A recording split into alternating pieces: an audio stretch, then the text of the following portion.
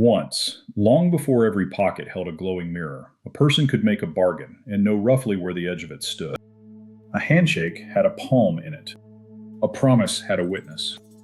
A contract had paper, ink, and the grave look of a man who owned too many waistcoats. You could argue with paper. You could point to a line. You could squint, sigh, call over a cousin with better eyesight and say, "This fellow is trying to sell me a mule with 3 opinions and 1 working leg." The old world had its thieves. Of course it did. Every village had a man who could weigh grain with a thumb on the scale and sleep afterward like a saint carved from soap.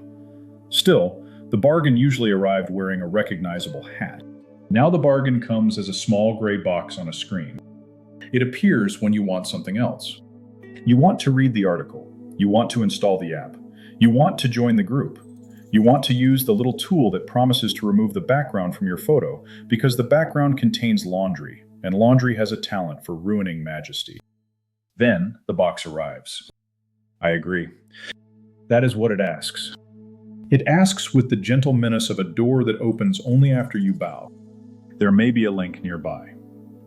Terms of service, privacy policy, data sharing notice, community rules, acceptable use, cookie settings, arbitration clause, children's privacy addendum. A whole legal forest waits behind the blue letters. You press the button. Most people press the button. The miller's daughter pressed the button too. That is why today we are walking back to a strange old room filled with straw. We are visiting a girl who has been trapped by a king, watched by a little man, and tempted by a miracle with teeth.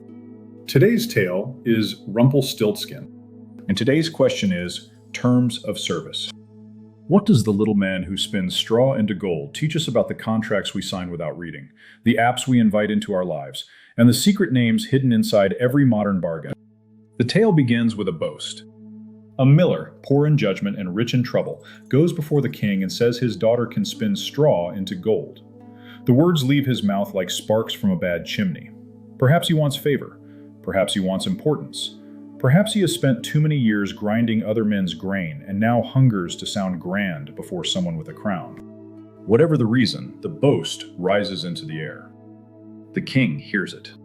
Kings in fairy tales have a way of treating every rumor as a procurement request. So the daughter is brought to the palace. She is placed inside a room stacked high with straw. The door closes. A spinning wheel waits in the dim light. The king gives her one command. By morning, the straw must become gold.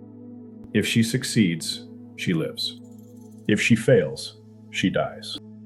That is the first cruelty of the tale. The girl never made the claim. Her father spoke. Her father lied. Her father invented a power she never possessed. Then the powerful man treated the lie as her obligation. There she sits, alone with the impossible task. Straw everywhere. Straw on the floor. Straw in heaps. Straw in the corners. Straw dry as old gossip. Straw shining faintly in the candlelight, almost gold already, which must have made the whole room feel like mockery. She cries. Of course she cries. A person can face ordinary work with courage. A person can scrub a floor, mend a cloak, bake bread, walk miles through rain, and keep a brave face. But impossible work does something different. It turns the soul into a locked cupboard. Then the little man appears. He comes as fairy tale bargains often come, through a crack in despair. He asks why she cries. She tells him. He says he can spin the straw into gold. And then he asks the question that matters. What will you give me? There it is. The ancient pop-up window. He offers the service. He names the exchange. He makes the impossible possible, and the frightened girl reaches for help. The first night, she gives him her necklace. He takes it. He sits at the wheel. Whir, whir, whir. The straw draws through his fingers and becomes gold. By morning, the room shines. The king enters and sees wealth. A decent man might have fallen to his knees in wonder. A greedy man expands the scope. So the king leads her to a larger room filled with more straw. Again, gold by morning. Again, death if she fails. Again, the girl is trapped inside a problem created by someone else's appetite. The little man returns. What will you give me? This time she gives him her ring. Whir, whir, whir. Gold fills the room. The king returns. His heart grows heavier with desire and lighter in mercy. He takes her to a third room, larger still, piled with straw like a harvest gathered by madmen. Then he raises the stakes. If she spends this room into gold, she will become queen. Fairy tale kings often confuse marriage with a performance bonus. They make excellent warnings and dreadful husbands. The door closes again. The girl has no necklace. She has no ring. The little man comes. What will you give me? She says she has nothing left.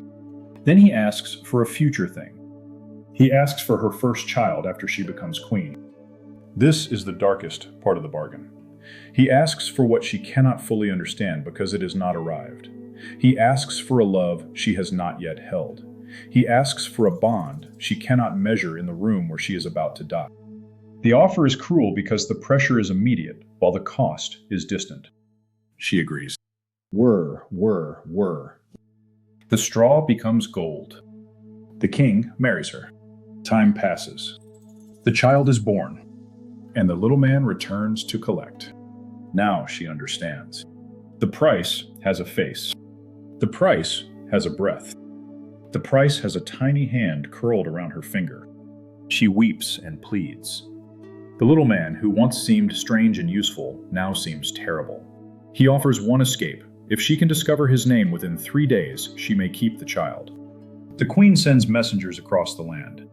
They gather names. Common names, rare names, names from villages, names from lonely roads, names that sound like coughs in winter, names that sound like birds falling into soup. The little man returns each day, and she guesses. Casper? Melchior? Balthazar? No. The final day comes. A messenger reports that he found a little house deep in the woods. There he saw the strange man dancing around a fire, singing to himself.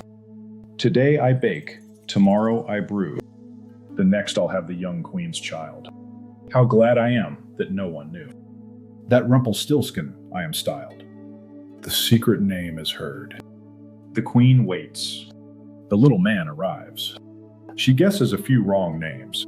Then she speaks the true one. Rumpelstiltskin. The power breaks.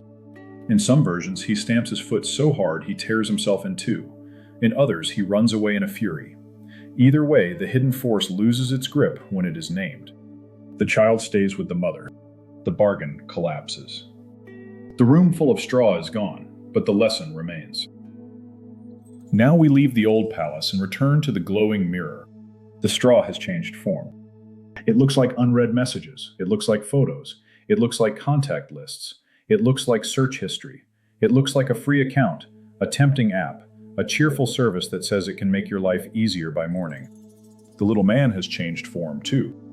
He rarely dances in the woods now. He appears as a platform, a subscription, a login screen, a cloud account, a chatbot, a delivery app, a social network, a game that wants microphone access for reasons known only to goblins and compliance teams. He still asks the same question. What will you give me? The answer has become strangely hard to see. A person opens an app and gives a name, then an email, then a phone number, then location, then contacts, then photos, then permission to track activity across other sites, then permission to receive notifications, then permission to train systems on what gets typed, clicked, paused over, purchased, deleted, loved, feared, and searched at 1:17 in the morning when the soul has wandered downstairs in its night clothes. Terms of service is the spellbook of the modern bargain. It says what the service may do. It says what you may do. It says where disputes will be handled. It says what rights you keep. It says what rights you grant. It says how your account may vanish. It says how your data may travel. It says the company can alter the bargain later, often by posting new language somewhere quiet and calling that notice. The modern contract has mastered the old royal art of speaking loudly only when it wants payment. Most people agree because the service stands between them and the thing they came to do. The bargain appears during haste. It appears during need. It appears at the gate.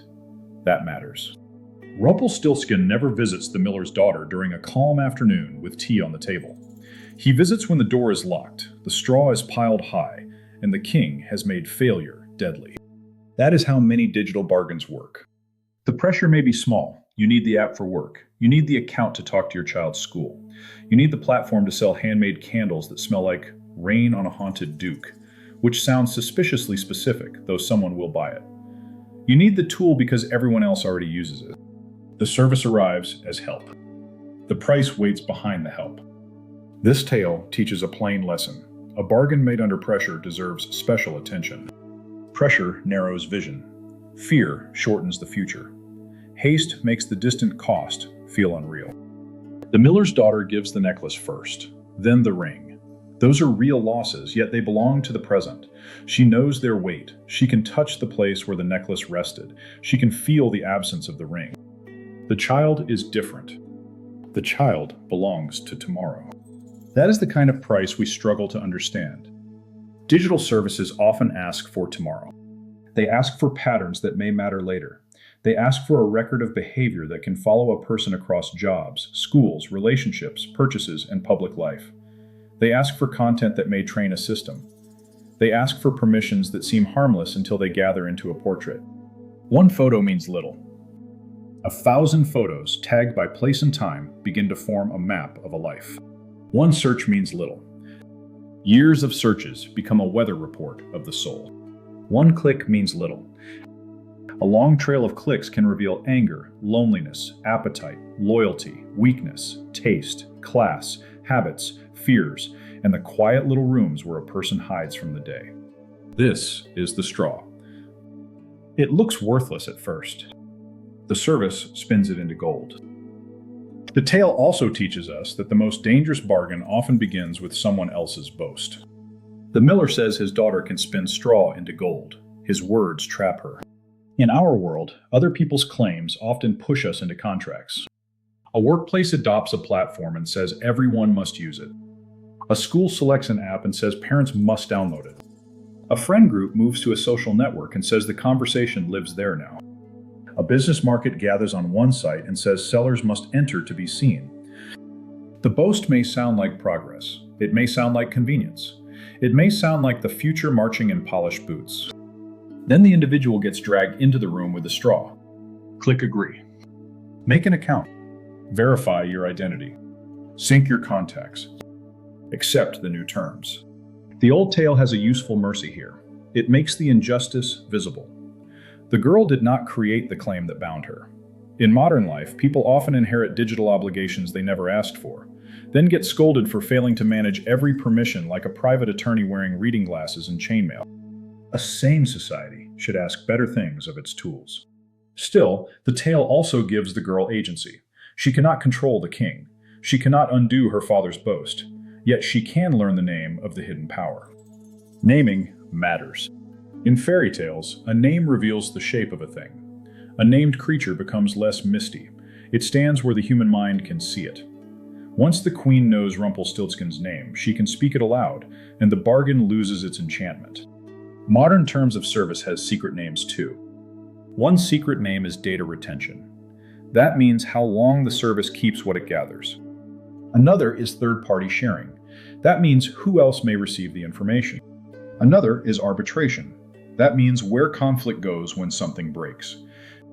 These names sound dull because modern goblins learned to wear beige.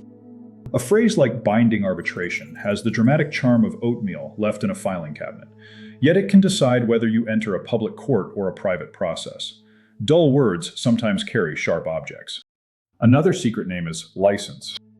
When a platform lets you upload writing, photos, audio, or artwork, the terms may ask for a license to host it, copy it, display it, alter its format, promote it, or use it in other ways. Some licenses stay narrow. Some stretch far enough to make a medieval tax collector blush. Another secret name is account termination. A service may reserve power to suspend or remove an account. For a casual user, that may be annoying.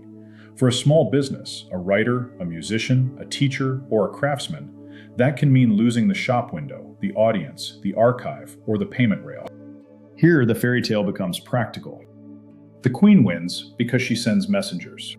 She gathers information from outside the room. She does not defeat Rumpelstiltskin by trying harder at the spinning wheel. She defeats him by learning what kind of creature he is. That is the central wisdom for ordinary people living with digital contracts. Read the names. You do not have to read every line of every policy with the solemn intensity of a monk copying scripture by candlelight. Very few people can do that and remain welcome at dinner. You can learn the names that matter. When an app asks for location, ask why. When an app asks for contacts, ask what breaks if you refuse. When a service asks for photos, ask whether selected access works. When a platform asks for creative work, ask what license you grant.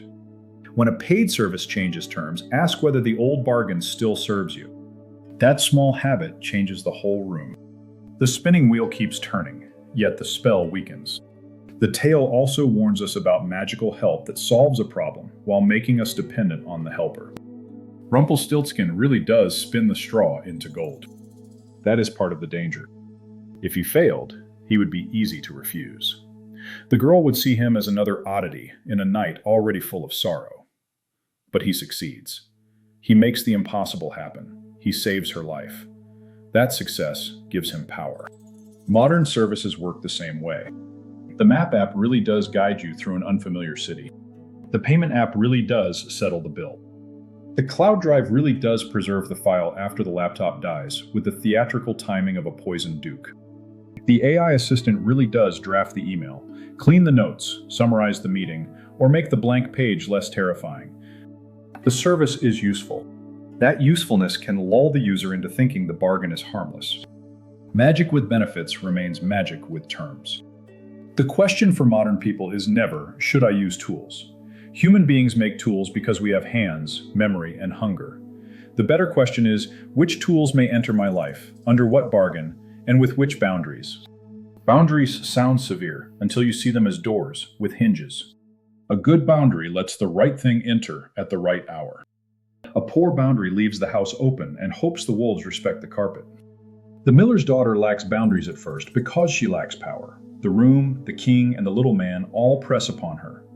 By the end, she has gained one strong boundary. She can say the name. She can refuse the collection of the child. She can keep what must be kept.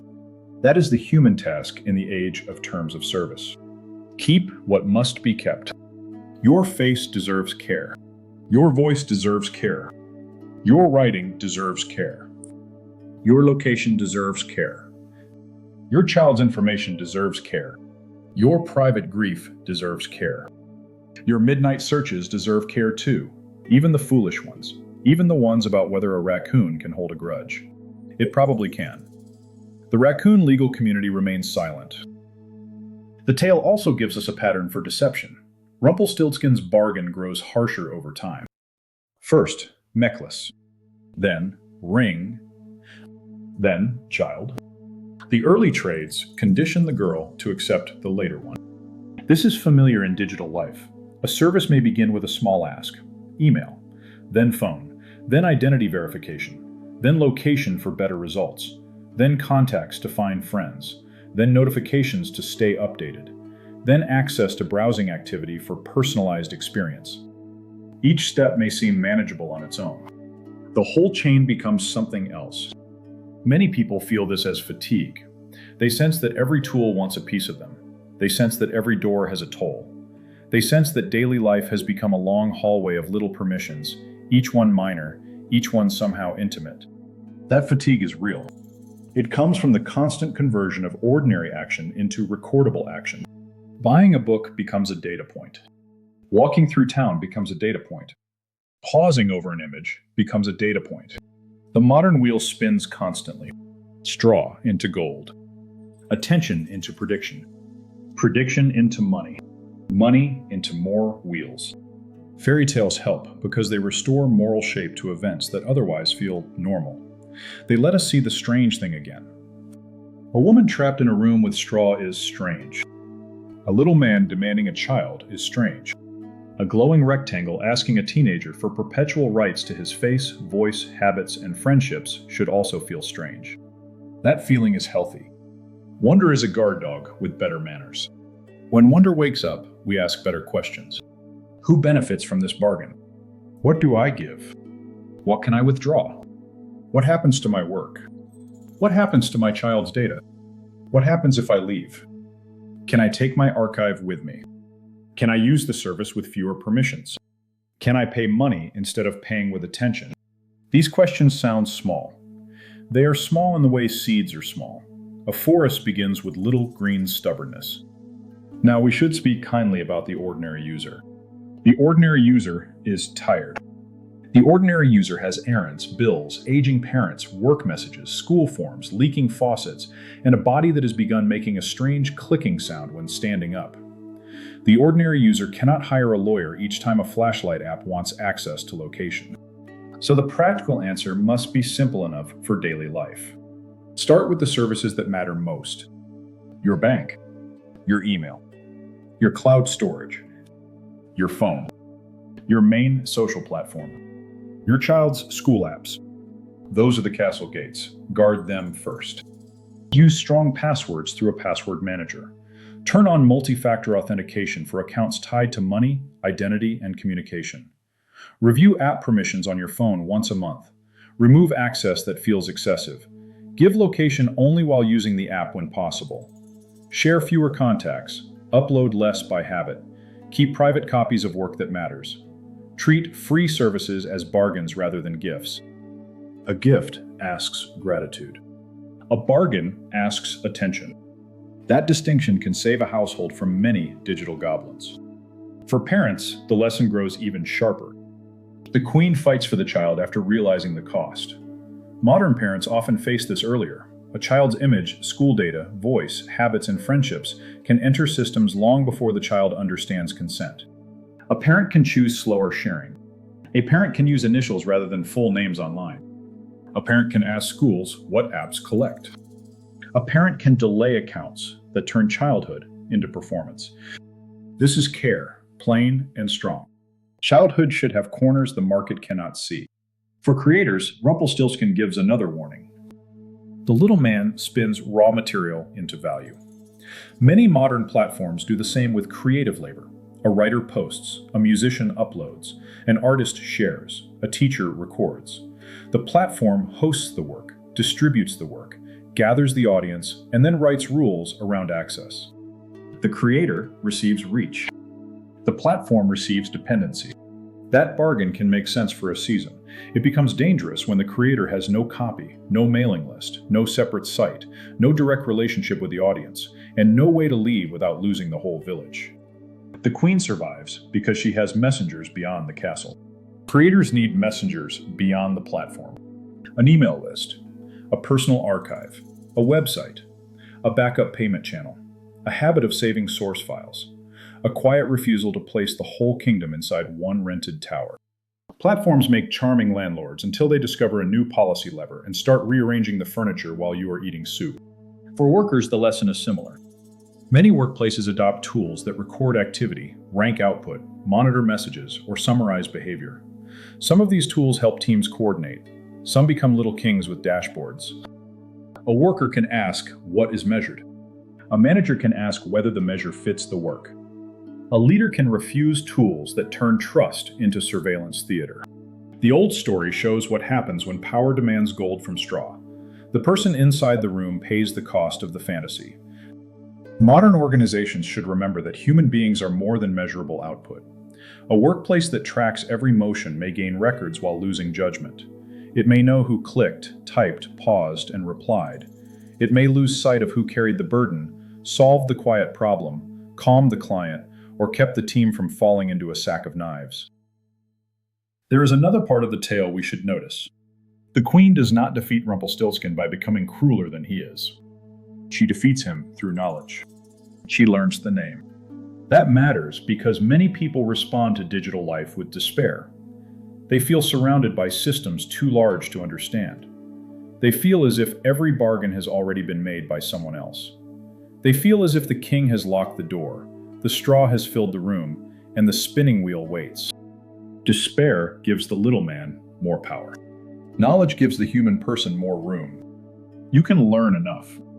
You can change settings. You can leave some services. You can pay for better ones. You can keep copies. You can teach children to pause before agreeing.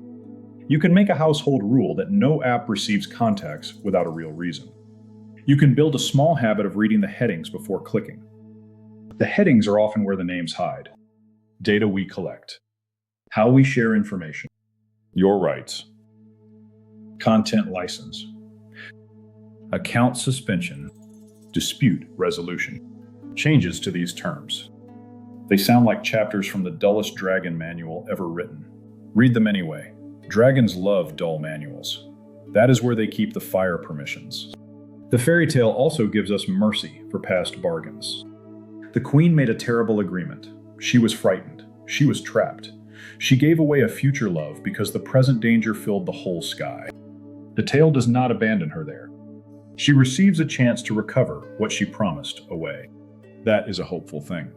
Many of us have clicked agree for years. We have shared too much. We have joined too many platforms. We have let convenience train us into carelessness. Fine. That is the room we are in. We can begin from here. Delete unused accounts. Remove old apps. Clean photo permissions. Download your data from major platforms where possible. Close accounts tied to old email addresses. Change passwords that have wandered through the internet like drunken minstrels. Review what your children's apps collect. Move treasured work into folders you control. The task grows lighter when you stop trying to fix the whole digital world by Thursday. Choose the next right room. Sweep that room. Then choose another. The human virtue recovered here is prudence. Prudence has a bad reputation because people mistake it for fearfulness. True prudence is the art of seeing the road before the horse bolts into a pond. Prudence asks what a bargain means. Prudence respects small print because small print often governs large consequences. Prudence understands that help can be real while the terms remain costly. Prudence refuses panic. Prudence refuses sleepwalking. It stands between the locked room and the little man and says, "Tell me your name." That sentence belongs in every modern household. Tell me your name. Tell me what you collect. Tell me who receives it. Tell me how long you keep it. Tell me what happens when I leave. Tell me what rights I grant. Tell me whether my child is part of this bargain. Tell me whether my work can train your machine. Tell me what the gold costs. The question restores dignity. The user becomes a person again, rather than a stream of straw. The app becomes a tool again, rather than a mysterious visitor. The contract becomes a bargain again, rather than a spell. This is the old fairy tale work of staying human. We learn to see enchantment without surrendering to it. We accept useful magic with clear eyes. We refuse the kind that asks for our children, our memory, our face, our voice, or our future while smiling through polished glass.